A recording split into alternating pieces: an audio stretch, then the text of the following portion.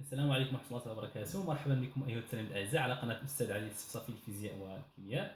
إذا نرحب بكم مرة أخرى في حصة جديدة من سلسلة تصحيح الامتحانات الجهوية، وهذه المرة غادي نمشيو لجهة مراكش أسفي لسنة 2019. إذا سنقوم بتصحيح الامتحان الجهوي. للتذكير ستجدون هذا الامتحان في أسفل الفيديو في رابط على صندوق الوصف. إذا أول حاجة خصكم ديروها، اذا تيليشارجيو هذا الامتحان، تخدموه واحد المده معينه، على الاقل ما تفوتش واحد الساعه، ومن بعد ان شاء الله تعالى تتبعوا معايا التصحيح باش تستافدوا اكثر. ما تنساوش دائما الاشتراك في القناه باش يوصلكم كل جديد، وعلى القناه ديالي دائما غتلقاو تصحيح الامتحانات الجهويه للجهات، مجموعه من الجهات الاخرى، بالاضافه الى ملخصات ودروس وتمارين للسنه الثالثه اعدادي، وكذلك للسنوات او للمستويات الاخرى، سواء كان مسلك عام أو المسلك الدولي. إذا نبدأ على بركة الله في تصحيح الامتحان الجهوي لجهة مراكش أسفي. إذا سنبدأ بالتمرين الأول. إذا ما تنسوش دائما، الله عليكم، ما تنسوش دائما أنكم تيليشارجيو الامتحان هو الأول، تخدموا عاد باش من بعد تتبعوا معاه. Bon, alors on va commencer l'exercice 1. Alors qu'est-ce que vous avez dans cet exercice? La figure 1 représente une personne C conduisant une voiture. Voilà, ça c'est la personne C conduisant une voiture. Et une autre personne P debout à côté de la route. D'accord? Bon. Alors remplir les cases vides dans le tableau ci-dessous par mouvement ou bien au repos. C'est-à-dire, alors vous avez ici le référentiel et vous avez ici la personne ou bien le corps étudié. On va dire, est-ce que la personne est en mouvement ou bien au repos par rapport à ce référentiel, par rapport à C, par rapport à la voiture. D'accord? Bon, alors je vous rappelle, avant de commencer cet exercice, c'est bien cette question, toujours, donc pour étudier le mouvement ou bien le repos d'un corps, on doit choisir un autre corps qui s'appelle le référentiel. D'accord? Alors à travers ce référentiel, on peut distinguer entre un corps qui est au mouvement ou bien un corps qui est au repos, en se basant sur deux choses. Soit est-ce que ce corps se déplace, d'accord, il change la position par rapport à ce référentiel, ou bien en se basant sur la distance. Est-ce que la distance varie? Si la distance varie entre le corps étudié et le référentiel, alors donc elle est en mouvement. Si la distance ne change pas, alors donc elle n'est pas cette personne ou bien ce corps par rapport à ce référentiel n'est pas en mouvement, alors il est au repos. Et c'est ça ce qu'on on va voir dans ce cas, et c'est ça ce qu'on a dit, ce que j'ai dit. Donc si vous revenez à la vidéo ou bien à la leçon ou bien je pense j'ai déjà fait un rappel, d'accord, donc un très grand rappel concernant, d'accord, donc cette partie dans la correction des exercices, d'accord. Bon, alors, donc on commence par la question numéro 1, et donc on a cette position. Alors, on va étudier, on va chercher est-ce que la personne C, elle est en mouvement ou bien au repos par rapport à la personne P. Alors la personne P, donc la personne C, elle est dans la voiture, d'accord, et la voiture roule, se déplace, d'accord. Donc qu'est-ce qu'on va dire? La distance entre P et C varie, soit elle augmente ou bien elle diminue. Alors l'essentiel pour nous, il varie, d'accord. Puisque la distance entre P et C varie, alors on va dire que C, elle est quoi? Elle est en mouvement, d'accord. Alors on va dire on va écrire en mouvement. Très bien.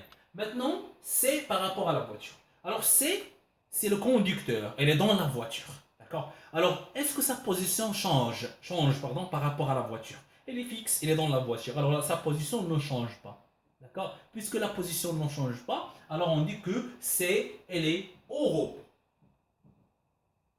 Alors on dit en mouvement et on dit au repos, d'accord. Maintenant, P par rapport à C. Alors la même chose, donc on va se baser sur la distance. Alors la voiture roule, C, d'accord, donc elle se déplace. Alors la distance entre C et P augmente ou bien change, c'est ça l'essentiel. Donc on dit que P est en mouvement. Très bien. Alors maintenant, P par rapport à la voiture. Alors, puisque P est en mouvement par rapport à C, et c'est dans la voiture, alors P par rapport à la voiture, elle est en mouvement.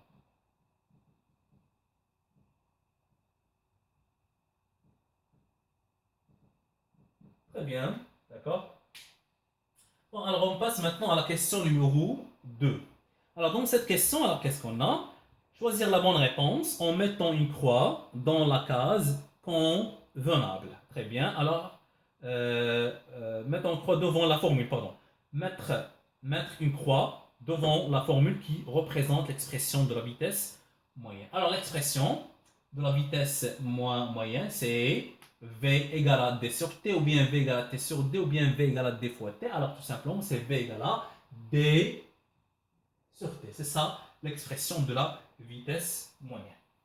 La question numéro 3, choisir la bonne réponse en mettant une croix dans la case convenable avec la justification.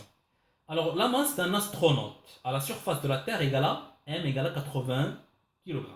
En se déplaçant à la surface de la Lune, alors sa masse devient, d'accord? Alors, donc, est-ce que la masse va changer? Donc, la masse va changer, ou bien la masse ne change pas.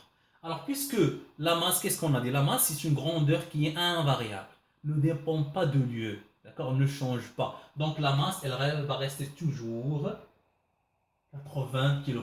Alors, la masse, elle dépend de quoi? Elle dépend de la quantité de la matière. Donc, puisqu'on n'a pas, d'accord, on n'a pas changé la quantité de matière de ce stylo ou bien d'un corps, n'importe quel corps, on n'a pas ajouté quelque chose ou bien on n'a pas, d'accord, donc réduire quelque chose de ce corps. Alors, donc la quantité ne change pas. Puisque la quantité de la matière ne change pas, alors la masse ne change pas. La masse ne varie pas. Donc, puisque la masse ne varie pas, elle va rester toujours 80 kg. La justification, tout simplement, on va dire que car la masse est une grandeur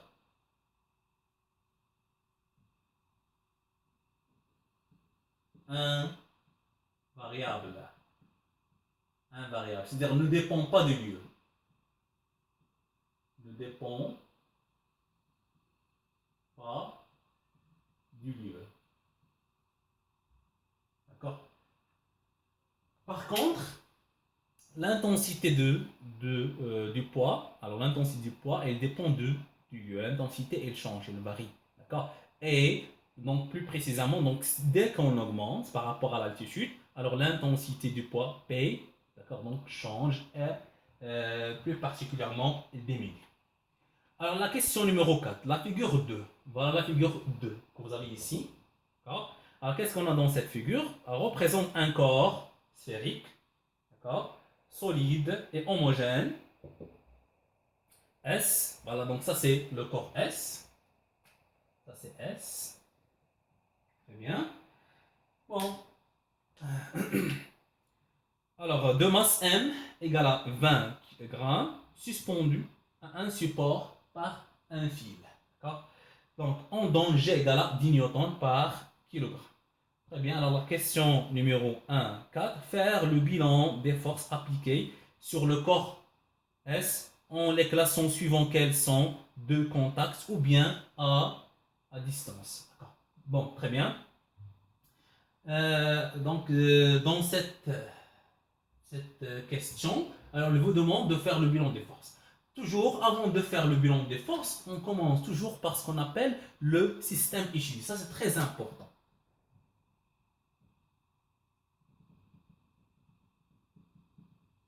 Alors, quel est le système étudié? Alors, le système étudié, pardon, c'est le corps qui subit l'action, tout simplement. Le corps qui subit l'action. Alors, quel est le corps qui subit l'action? Faire le bilan des forces appliqué. Appliqué sur quoi? Sur le corps S. Sur le corps S. Alors, le système étudié, c'est quoi? Alors, le corps S. D'accord? C'est ça le système étudié. On peut le faire entre deux accolades. Alors maintenant, on a dit que ça c'est la question 4.1. Maintenant, on peut faire bilan des forces. Alors, quelles sont les forces exercées sur le corps S? D'accord? Bon, ce que vous voyez ici, alors on a le fil. Alors, ce corps S est correspondant à un fil. Donc, c'est-à-dire donc on a la force exercée par le fil. Et on a une autre force, c'est la force exercée par la Terre, ce qu'on appelle le poids. Le poids du corps S. Donc le poids du corps S, c'est la force exercée par la Terre tout simplement. Alors qu'est-ce qu'on a? Alors le corps S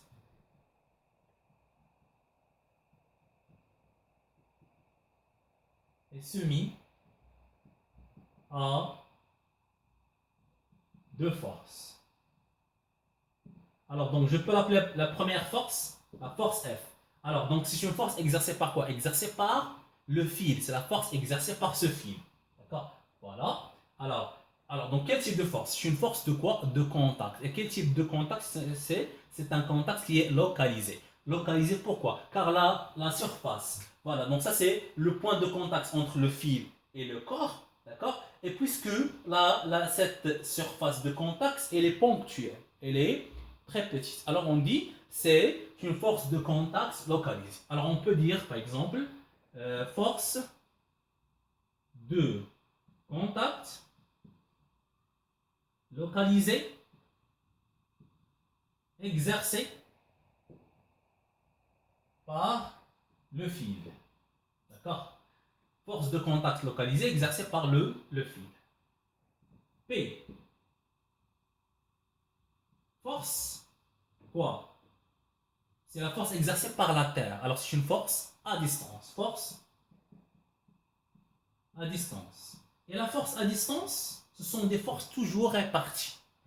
Et toujours, rappelez-vous bien, les forces à distance, alors donc vous allez rencontrer deux tout simplement. Soit la force exercée par la Terre, et c'est toujours, vous allez trouver dans les examens, d'accord, donc cette force, et la force exercée par un aimant. D'accord? Donc c'est la force magnétique. Bon. Alors c'est une force à distance répartie, exercée par le poids. On peut dire la Terre, mais c'est mieux de dire le poids. Le poids du quoi? Du corps. S. Très bien. Bon, alors ça c'est la question 1.4. On passe à la question 2.4. Donner les caractéristiques du poids du corps S. Je vais la faire donc cette question ici, donc je vais effacer cette partie. On passe à la question numéro 2.4. Donner les caractéristiques du poids du corps S. D'accord? Donc juste un petit rappel, alors vous pouvez trouver ce sujet d'examen dans le site pca.ma de M.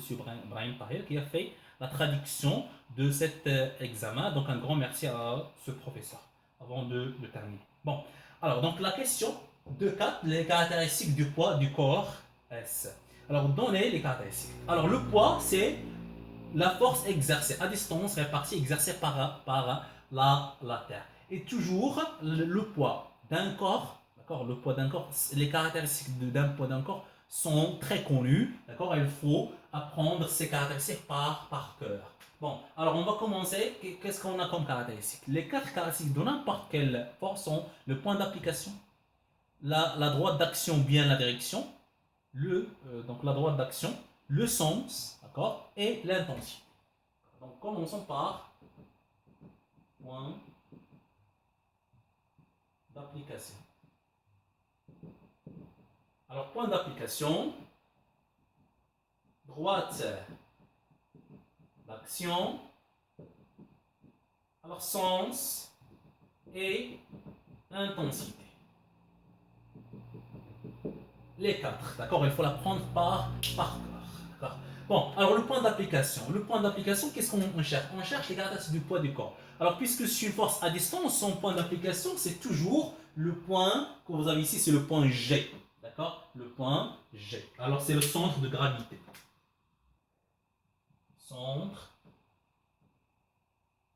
de gravité G. D'accord? Centre de gravité G. Très bien.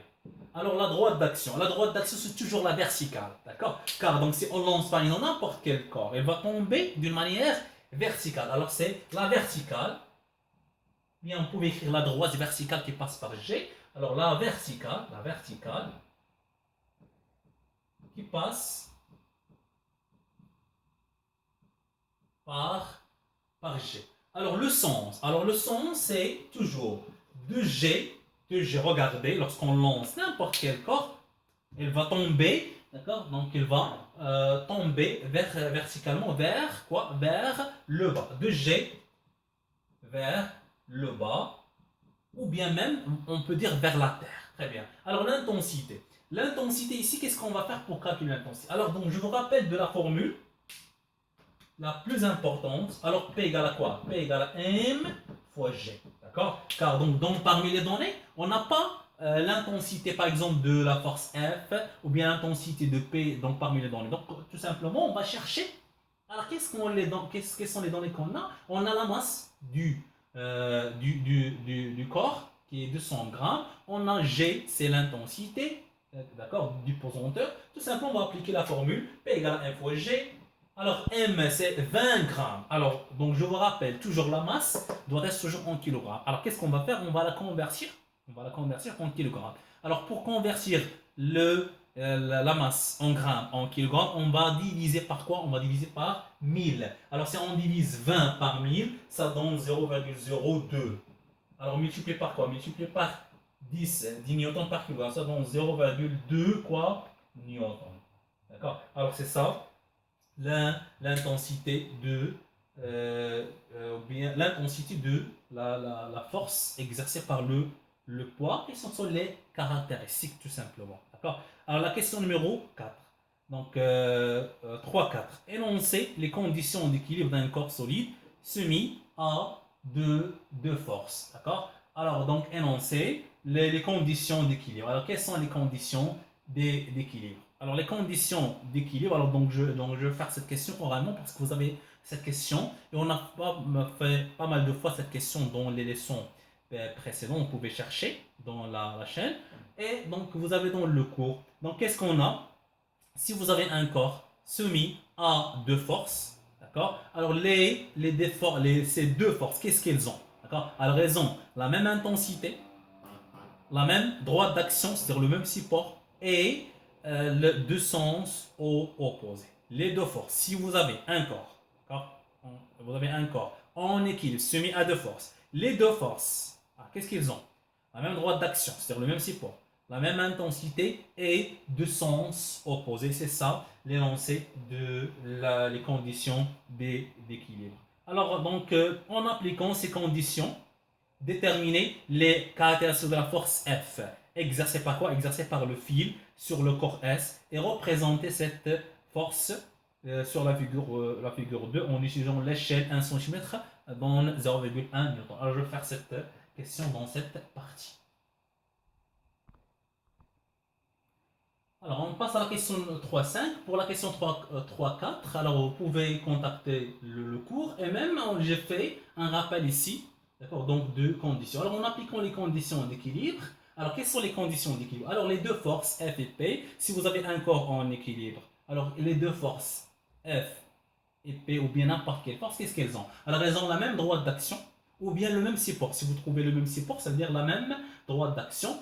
Et donc la F1, la force F1 plus la force F2 égale à vecteur nu. Alors donc cette deuxième condition, d'accord, elle contient deux conditions. Ça veut dire donc on a la même intensité, on a deux sens opposés. Alors vous pouvez soit citer la même droite d'action, la même intensité, deux sens opposés, ou bien vous pouvez dire la même droite d'action et F1 plus F2 égale à vecteur nu. C'est pareil, c'est la même chose. Alors quelles sont les caractéristiques de F, de la force F, en se basant sur ces conditions? Alors le point d'application. Alors donc ça sera le point que vous avez ici. C'est le point de contact entre le fil et quoi? Et le corps S. Alors c'est le point A. Le point A. La droite d'action. Alors elles ont la même droite d'action. Alors qu'est-ce qu'on a dit? La droite d'action de P, c'est la verticale qui passe par G. Alors donc c'est la même chose, c'est la verticale. C'est la verticale qui passe par A. D'accord? Donc, et même on peut faire AB, puisque vous avez A et vous avez le point B. On peut faire AB, la droite AB. Le sens. Alors, ils ont deux sens opposés. Le sens du poids, c'est de G vers le bas. Alors, l'autre, c'est de A vers le haut. Très bien. Alors l'intensité, alors donc ils ont la même intensité. Tout simplement l'intensité P égale à quoi? Égale à 0,2 newton. Égale à l'intensité de la force F égale à 0,2 newton. Très bien. Maintenant on va faire la représentation. On vous demande de représenter.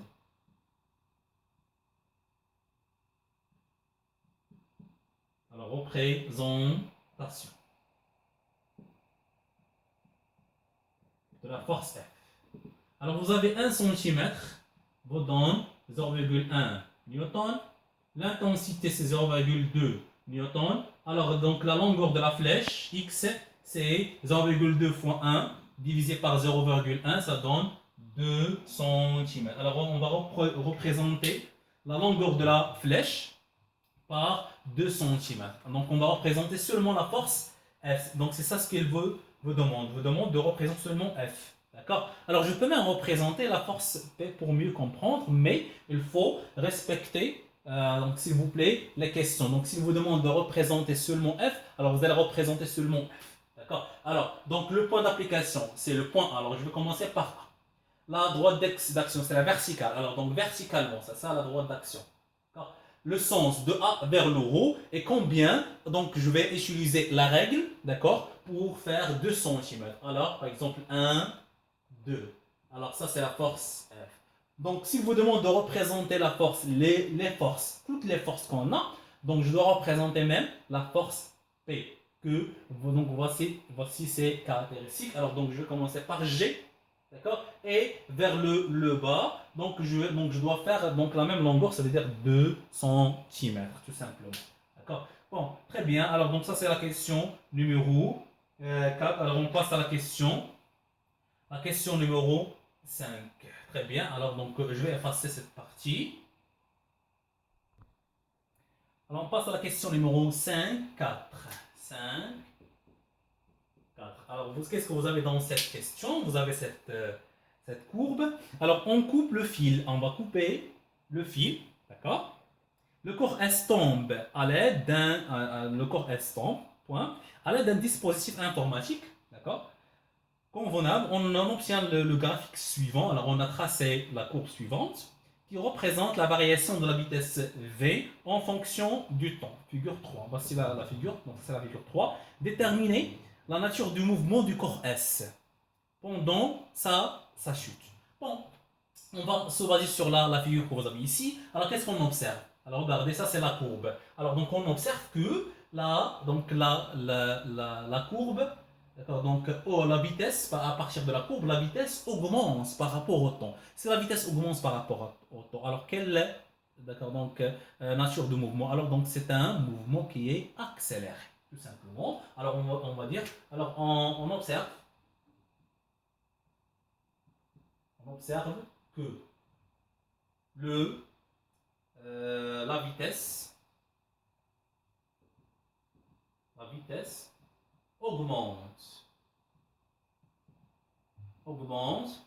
par rapport au temps. Donc, le mouvement est accéléré. Très très bien. Alors si vous avez par exemple V en fonction du temps, si vous avez la figure suivante, regardez. Qu'est-ce qu'on remarque? On remarque que la vitesse reste constante par rapport au temps. Alors qu'est-ce qu'on va dire? Alors c'est un mouvement qui est uniforme.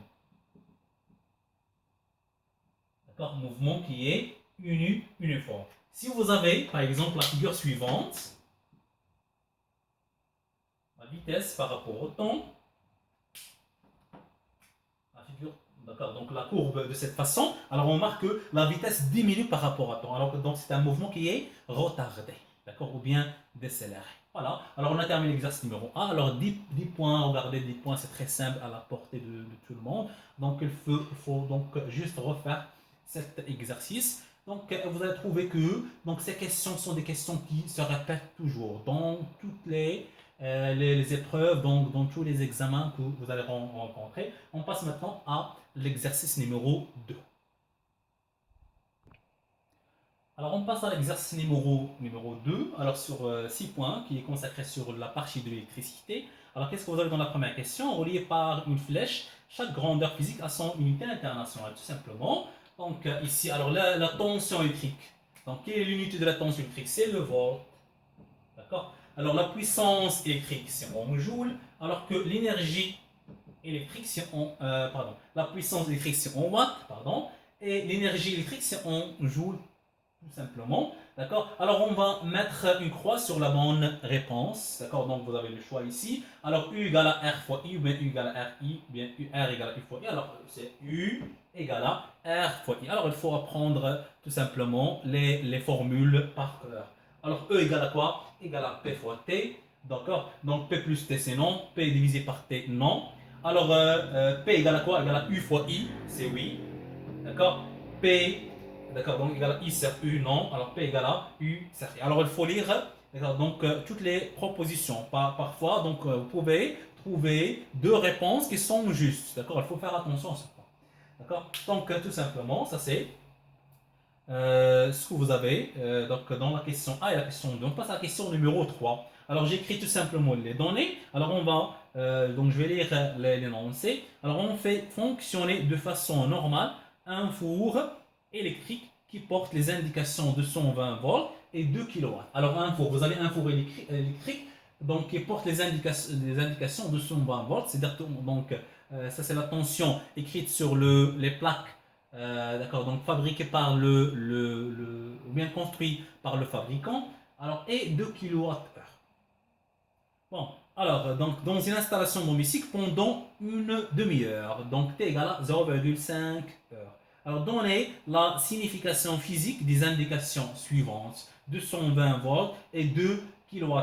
Alors, qu'est-ce qu'on a dit? Toujours, donc, les indications qui sont écrites sur les appareils électriques sont écrites par le fabricant. Alors, donc, sont les caractéristiques nominales. Alors, 2 kWh, le watt, c'est donc l'unité de quoi? De la puissance. D'accord? C'est l'unité de la puissance. Alors, donc, c'est quoi? C'est la puissance. La puissance électrique. Mais quelle puissance électrique? La puissance électrique nominale. Nominale. Très important. Nominale. Alors, on doit écrire nominale. C'est très important. Ah, car donc, on a donc la puissance électrique consommée et la puissance électrique nominale. La puissance électrique nominale, c'est la puissance qui est toujours existe sur les appareils, qu'on trouve toujours sur les appareils électriques ou bien sûr, par exemple, sur les lampes. D'accord? Alors, 220 volts. Alors, donc, c'est le volt, c'est la tension. Toujours la tension électrique est toujours nominale. Très important. D'accord? Alors, la tension électrique nominale, c'est la tension donc, nécessaire pour que les appareils fonctionnent normalement, d'une manière normale. C'est-à-dire, donc, si vous voulez que ce four fonctionne d'une manière normalement, alors donc, il faut là, donc, le brancher par donc, une prise qui délivre une tension égale à 220 volts. Car donc, vous avez sur la plaque 220 volts, ça veut dire que cet appareil, ce four, il fonctionne avec 220 volts, ni plus ni moins. Si vous dépassez 220 volts, il risque d'avoir un problème au niveau de ce four. Donc, moins de 220 volts, ça veut dire que le four ne va pas fonctionner d'une manière normalement, c'est-à-dire qu'il ne va pas consommer cette puissance qu'on a ici. Alors maintenant, il vous demande de calculer l'énergie, donc la valeur de l'énergie E consommée par ce four en Wh et en kJ.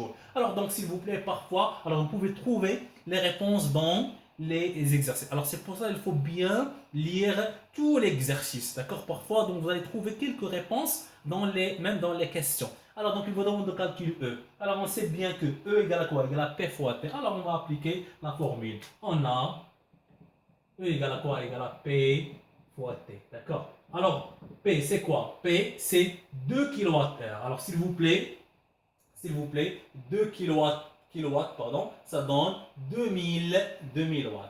D'accord? 1 kW, c'est 2000 watts. 1 kW, c'est 2000 watts. Alors, 2 kW, c'est 2000 watts. Alors, c'est 2000 watts. Multiplié par quoi? Le temps. D'accord? Watt fois heure, c'est-à-dire watt-heure. D'accord? Alors ça donne 1000 watt. tout simplement. Donc c'est simple, c'est très simple. Maintenant en kilojoules. Avant de passer, ou bien de convertir, ou bien de calculer l'énergie en kilojoules, d'accord? Donc on va la calculer en joules d'abord. Alors qu'est-ce qu'on a? Qu'est-ce qu'on a vu que 1 Wh, ça donne combien en joules? Si on veut, si vous avez le Wh, si vous cherchez le joule, vous allez multiplier par 3600. D'accord? Et si vous avez le joule et vous voulez chercher le Wh, vous allez diviser par 3600. D'accord? Donc c'est simple. Qu'est-ce qu'on va faire? Alors vous avez ici 1000 quoi? Pardon? 1000 Wh. Et qu'est-ce qu'on cherche? On cherche d'avoir le kilojoule. Avant de ça, d'accord, on va chercher le joule. Qu'est-ce qu'on va? On va multiplier. On va multiplier par 3600. Alors ça donne combien? Alors 3600. Alors on va ajouter 3 0. Alors donc c'est, je pense, c'est 3 millions. Alors 600 000. 3 600 000 joules. Et sachant que 1 kilojoule, 1 kilojoule, c'est 1000 joules. 1 kilojoule, c'est 1000 joules. Ça veut dire quoi? Ça veut dire donc que vous avez ici 3 600 000 joules. Ça donne combien en kilojoules? Alors on va diviser par quoi? Par 1000. C'est-à-dire donc on va se débarrasser de ce 3 0. Ça donne 3600 joules. Alors donc c'est ça. C'est l'énergie électrique en Wh. Pardon. Ici, c'est kilojoules. Pardon. Kilojoules. Très bien. Alors, donc, c'est l'énergie électrique en Wh, puis en kilojoules. Alors, on passe à l'autre question. C'est la question numéro 3. Calcule la valeur efficace I de l'intensité du courant électrique traversant le four électrique. Donc, je vais la faire ici. On passe à la question 3. Il vous demande de quoi? Calcule la valeur efficace I de l'intensité du courant électrique qui traverse le four. Tout simplement, alors donc on a P égale à quoi? Égale à U fois I. Donc, I égale à quoi? Égale à P divisé par U. Alors c'est simple. Alors P c'est quoi? C'est 2000. Toujours, la puissance doit être toujours en watts. Alors vous avez le kilowatt, on va multiplier par 1000. Alors 2000 divisé par U, c'est 220 volts. Alors l'intensité I, ça donne combien? Ça donne 9,09 ampères. Alors ça, donc c'est la valeur de l'intensité. Maintenant on passe à la question 4.3. Calcule la valeur R, la valeur de la résistance R. Alors la valeur de la résistance R, donc on a U égale à quoi? Égale à R fois I. Alors tout simplement R c'est quoi? C'est U divisé par I. Alors donc je vous rappelle, alors vous pouvez faire ce triangle pour la puissance, d'accord? Alors donc P égale à U fois I, d'accord? Donc si on cherche P, P c'est U fois I. Si on cherche U, c'est P divisé par I. Si on cherche I caché, vous allez cacher I, vous allez trouver P divisé par U. La même chose. Donc, pardon, ici U, c'est R, R fois I. Si on cherche U, c'est R fois I. Si on cherche R, c'est U divisé par I. Si on cherche I, c'est U divisé par R. C'est simple. Alors U divisé par I. U divisé par I, alors on a, c'est 220 divisé par I, c'est 9,009. Alors donc, j'ai déjà calculé, c'est 24,2 ohms. C'est à peu près 24,2. Donc, parfois, on peut utiliser une autre méthode. C'est très important. Alors, supposons qu'il veut, avant de... si vous avez cette question directement, calculer la valeur de la résistance R. D'accord? Alors, vous pouvez commencer par cette étape. Donc, vous allez calculer I. Ensuite, alors, donc, vous allez calculer, d'accord? Donc, la résistance R en deux étapes. Ou bien, s'il vous demande de calculer la valeur R sans... D'accord, donc vous demandez de calculer l'intensité efficace I, alors pour faire la relation suivante. Alors, P égale à quoi? Égale à U au carré sur R. C'est une relation très importante. Alors, si on cherche R, R c'est quoi? C'est U au carré divisé par P. Et U au carré c'est 220 le tout au carré divisé par 2000. Alors vous allez trouver 24,2 ohms. D'accord? Alors ça c'est une autre méthode. Donc si on vous demande de calculer R, d'accord? Donc vous n'avez pas l'intensité I. Alors vous pouvez travailler avec la relation suivante. P égale U au carré divisé par R. Alors R c'est U au carré divisé par P. Alors donc c'est 2020, 220 pardon, au carré divisé par 2000. Ça donne la même chose. Alors on passe à la question 5.3. Et c'est la dernière dans cet exercice numéro 2.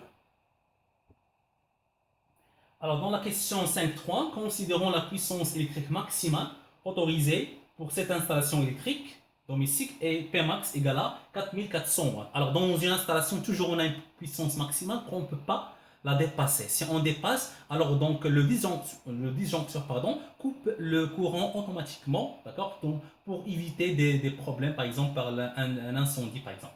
D'accord. Alors, donc qu'est-ce que vous demande ici? Alors, le four précédent peut-il fonctionner simultanément avec un radiateur électrique qui porte les indications suivantes: 220 volts et 1,1 kWh. Alors, je vous rappelle, le four porte les indications 220, pardon, ici volts,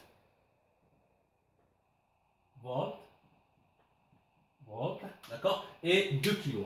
Alors, donc, est-ce que les deux appareils peuvent fonctionner en même temps? C'est-à-dire, on peut brancher le radiateur et le four en même temps sans dépasser la puissance maximale et sans éviter ce problème. Est-ce que le courant, alors donc, est-ce que le disjoncteur va couper le courant automatiquement ou non? Alors, c'est une question très importante. Donc, qu'est-ce qu'on va faire? Alors, toujours, vous allez commencer par la puissance totale.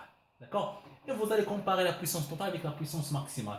Si la puissance totale des deux appareils dépasse la puissance maximale, dépasse 4400, alors donc les deux fonctions ne peuvent pas fonctionner en même temps. Sinon, si on fait la somme, et toujours on aura moins que la puissance maximale, alors donc les deux appareils peuvent fonctionner, ou bien, d'accord, donc on peut brancher les deux simultanément. D'accord? Donc on calcule la puissance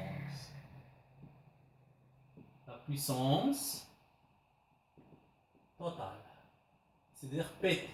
Alors la puissance totale PT, c'est quoi? C'est la puissance, c'est la somme de la puissance P de four plus la puissance de radiateur.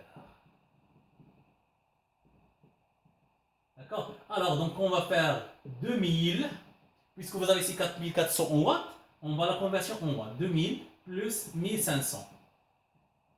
Alors ça donne combien? Ça donne 3500 watts. Alors qu'est-ce que vous remarquez? Vous remarquez que la puissance totale est inférieure à la puissance maximale, inférieure à 4400 watts. Alors,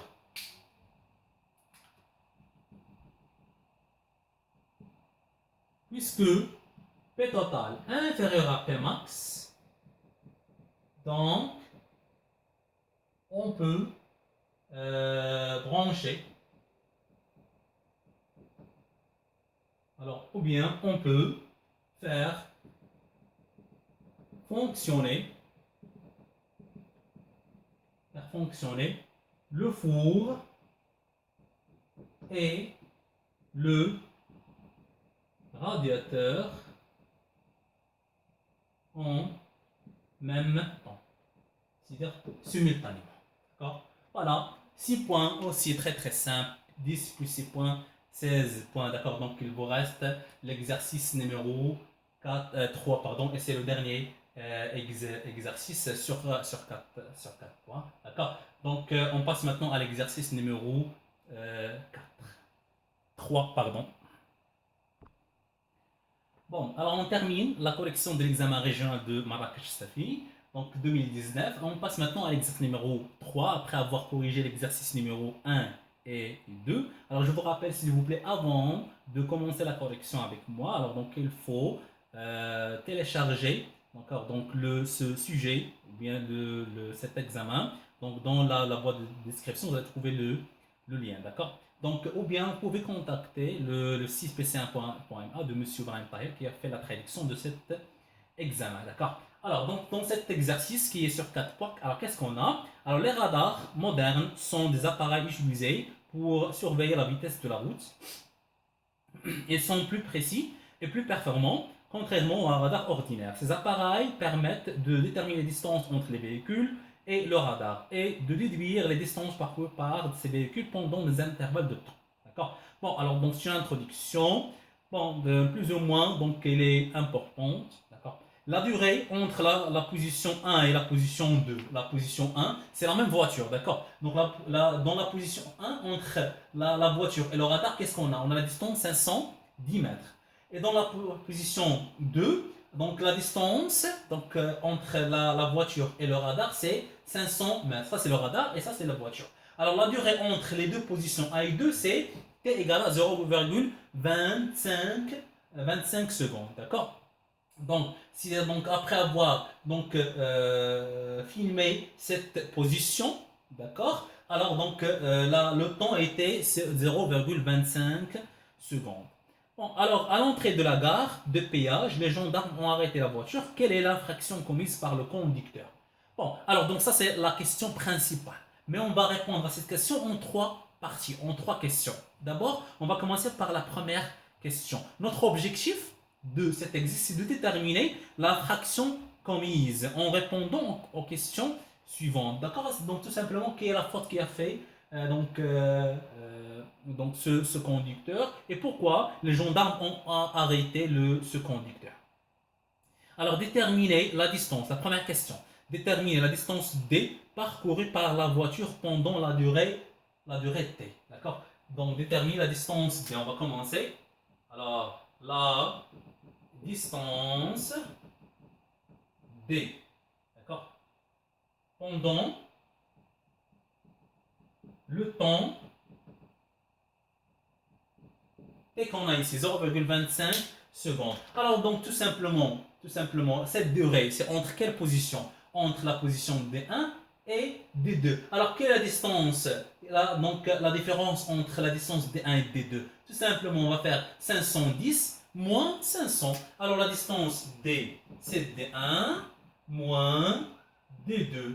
D'accord? Alors c'est 510, la distance la plus grande, moins la distance la plus petite. Alors donc ça donne combien? D, ça donne 10 mètres. D'accord?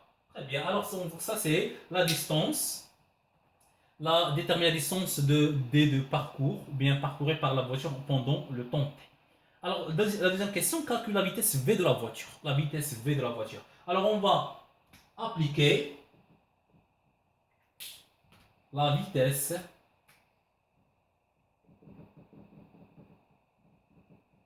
V de la voiture. D'accord? Très bien. Alors la vitesse V tout simplement, pour calculer la vitesse V, c'est la distance D divisée par T. Alors D c'est quoi? D c'est la distance de parcours, la distance parcourue par le véhicule, par la voiture. Le temps c'est le temps nécessaire pour parcourir cette distance. Alors quelle est la distance qu'on a? D'accord? Donc c'est la distance, on va travailler par 10 mètres. Alors quel est le temps pour parcourir cette distance 10 mètres? C'est le temps 0,25 secondes. Alors on va faire 10 divisé par 0,25 secondes, ça donne 40 mètres par seconde. Alors ça c'est la vitesse. Alors je peux la convertir en kilomètres par heure, mais ce n'est pas demandé. D'accord? Donc s'il vous demande de la conversion, donc on pouvait la convertir. Mais c'est mieux de laisser avec le mètre, 40 mètres par seconde. On va voir après, est-ce qu'on va la convertir ou non dans la question numéro 3. La dernière question. D'accord? Alors sachant que la vitesse maximale autorisée sur l'autoroute est 120 km par heure. Alors on a la vitesse maximale qu'on ne peut pas dépasser sur l'autoroute, c'est 120 km fois heure moins 1. Alors donc si vous trouvez km fois heure moins 1, ou bien mètre fois seconde moins 1, c'est tout simplement c'est le mètre par seconde. Ou bien si c'est le kilomètre par heure. Alors V1, c'est 200 km par fois heure moins 1. Très bien. Alors on passe, d'accord, donc déduire la nature de l'infraction commise par le conducteur. D'accord? Donc, quelle est l'infraction commise par le conducteur? Donc, pourquoi le gendarme ont arrêté ce conducteur? Qu'est-ce qu'elle a fait comme faute ou bien comme infraction commise? D'accord? Bon, Alors, donc, c'est-à-dire, donc, puisque vous avez la vitesse maximale, alors tout simplement, on va dire, donc peut-être elle a dépassé à cette vitesse. Alors, qu'est-ce qu'on va faire pour vérifier? On va calculer la vitesse de ce conducteur de la voiture. Tout simplement, on a, alors, d'autre part, V, la vitesse de la voiture, c'est quoi? C'est 40 mètres par seconde. Alors, pour comparer cette vitesse avec la vitesse maximale qui est de 120 km par heure, donc je dois convertir cette vitesse, d'accord, de véhicule en km par heure, d'accord. Donc, je vous rappelle que si vous avez, par exemple, le mètre par seconde, vous avez le kilomètre par heure. Si vous avez le mètre par seconde, donc vous avez là une vitesse en mètres par seconde, on veut la convertir en kilomètres par heure. Donc vous devez la multiplier par 3,6. Si vous avez la vitesse en kilomètres par heure, vous voulez la convertir en mètres par seconde, vous allez diviser par 3,6. Tout simplement. Alors là, la vitesse de la voiture en kilomètres par heure. D'accord. Donc, qu'est-ce qu'on va faire? Si on a 40 mètres par seconde, on va la multiplier par 3,6. Lorsqu'on va multiplier par 3,6, ça donne 144 km par heure. Très bien. Alors, vous voyez ici, qu'est-ce que vous allez vous remarquer? Alors, vous remarquez que le conducteur a dépassé la vitesse, d'accord, donc la vitesse maximale ou bien la vitesse autorisée dans l'autoroute, d'accord. Donc, la fraction,